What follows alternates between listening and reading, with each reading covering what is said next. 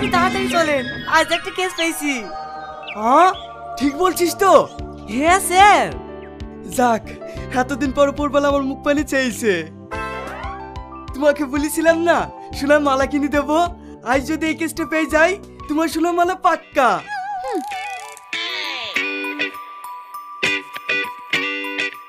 Sir এই কেসটা পেয়ে গেলে কিন্তু আমার 2 বছর বেতনটা দিয়ে দিবেন।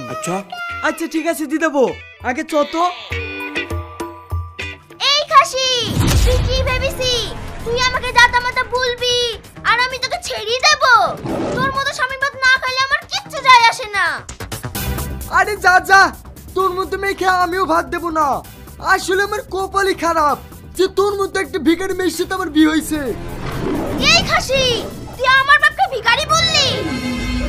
এই শাহিন, এ তো দেখছি মেঘনা চাইতে জল রে, খেলা একবারে জমে উঠেছে। ঠিক বলেছেন স্যার। আর দেখেন এখানকার লোকগুলো খুব ভালো, এতক্ষণ ধরে যে ঝামেলা হয়েছে কেউ ঠেকায়নি। হ্যাঁ হ্যাঁ, আমি নিজে কানে শুনেছি আপনার বাপকে ভিখারি বললো। আমার বাপ ভিখারি না রে, তুই ভিখারি, তোর বাপ ভিখারি, তোর যত গোষ্ঠী ভিখারি। হ্যাঁ এইটাও আমি নিজে কানে শুনলাম। শুধু আপনাকে ভিখারি বললে হয়, আপনার 14 গোষ্ঠীকে ভিখারি বলছে। তোর কিছু বলে রে।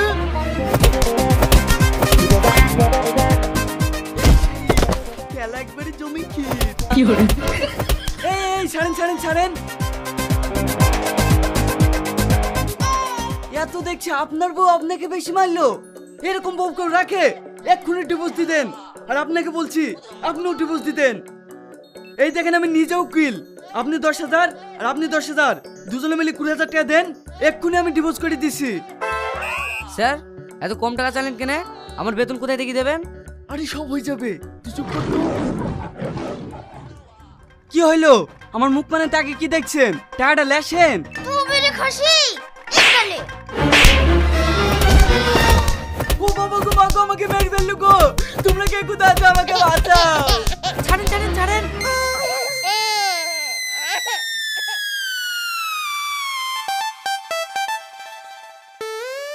এইভাবে কেউ একটা মানুষকে মারে? এইটা কি হইলো? তোমরা আমাকে মারলি কেনে? এই খাসি, তোকে মারবো না তো ছেড়ে দেবো নাকি? তোর এত বড় সাহস, তুই আমাদের স্বামী স্ত্রীর মধ্যে ডিভোর্স করাবি? আপনারাই তো ঝগড়া করছিলেন, তাই আমি বললাম। এই আমরা ঝগড়া করছি তো কে বললো? এরা সবাই দেখেছে আপনারা ঝগড়া করছিলেন। আপনারা বলুন তো, এরা ঝগড়া করছিল না? আরে না না, এরা কেনে ঝগড়া করবে? কাল ঝগড়ার প্রতিযোগিতা আছে, তাই এরা রিহার্সেল করছে যাতে ফার্স্ট হতে পারে। এই শাহিন, তাহলে এই কেসটাও হাতছাড়া। দেখো, এটা কিন্তু আমার শেষ কাজ। হ্যাঁ হ্যাঁ সোনা, তোমাকে আর কোনো কাজ করতে বলবো না। আচ্ছা ঠিক আছে। আমার লক্ষ্মী বউ। আচ্ছা বলুন তো, সব থাকলো আপনি গাল কেন এভিডেভিট করতে এসেছেন? স্যার ইনি হচ্ছে আমার বউ, এর অত্যাচারে আমি একবারে অতিষ্ঠ হয়ে পড়েছি। উঠতে বসতে গাল দেয়। এই খাসি আবার কি বলছে? তোকে কখন গাল দেই? দেখলেন স্যার, আপনার সামনেই গাল দিছে। হ্যাঁ, জজ সাহেবের সামনে গাল? এই খাসি আবার হনুমানের মতো ঝাপাছে কেনে? একে আবার কখন গাল দিনু? হ্যাঁ, আবার হনুমান? ইনাকে 7 বছরের সশ্রম কারাদণ্ড দণ্ডিত করা হলো।